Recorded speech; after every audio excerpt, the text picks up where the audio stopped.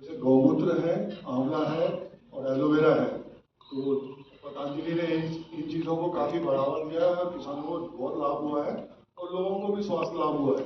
तो इस दिशा में भी कुछ ऐसा आप प्रयोग करना चाह रहे हैं जो मंत्रालय या किसी कंपनी के माध्यम से कोई भी मॉडल है तो उसमें लेके, या जो एग्जिस्टिंग प्लेयर्स हैं उनके साथ जैसे गुड मॉडल्स को रेप्लिकेट करने वाली बात होती है, उस दिशा में भी आप कुछ सोच रहे हैं? नहीं, ये देखिए, हमारे मंत्रालय में आयुर्वेद के बारे में बहुत सारे रिसर्च हो रहे हैं, संशोधन हो रहे हैं, चाहे पतंजलि हो, हमारे श्री रविशंकर, जो ऐसे बहुत सारे संस्थान है कि जो आयुर्वेद में उनका काम अच्छा है।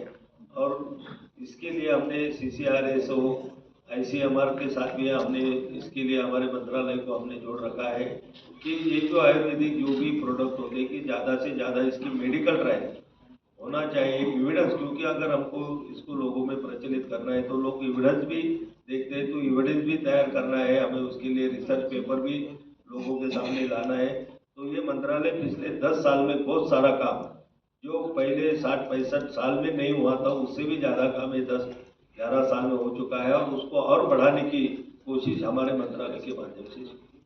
138 बंसीलाल ओपन मंत्री जी, पंचकर्मा से लेके अपने संस्थान का परिचय भी दीजिए।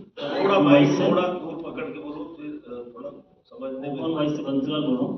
चरक पालिका से लेके और पंचकर्मा से आयुर्वेदिक बहुत पुरानी पद्धति है हमारे देश की, और इसी से ही आयुर्वेदिक से होम्योपैथिक से ही एलोपैथिक भी इसी से ही कहीं ना कहीं इन्वर्ट होता है। लेकिन आज भी हम देखें तो कहीं आधुनिक तकनीकी को IMA इंडियन मेडिकल एसोसिएशन मान्यता नहीं देता इनके इलाज को। उसके लिए बहुत समय से लेकर अभी होम्योपैथी की जो महाराष्ट्र में अप्रूवल दिया है उसके खिलाफ भी बहुत एजिटेशन कई दिनों से चल रहा है। तो ये मान्यता का जो प्रारूप है किस तरीके से हो पाएगा, नहीं पाएगा? ये देखिए, आपने एक बहुत अच्छा सवाल यहाँ पर पूछा है। देखो कि मैंने पहले ही बताया था कि हमारे प्रधानमंत्री के जो निर्देश है, जो सोच है कि हमको इंटीग्रेटेड काम करना है।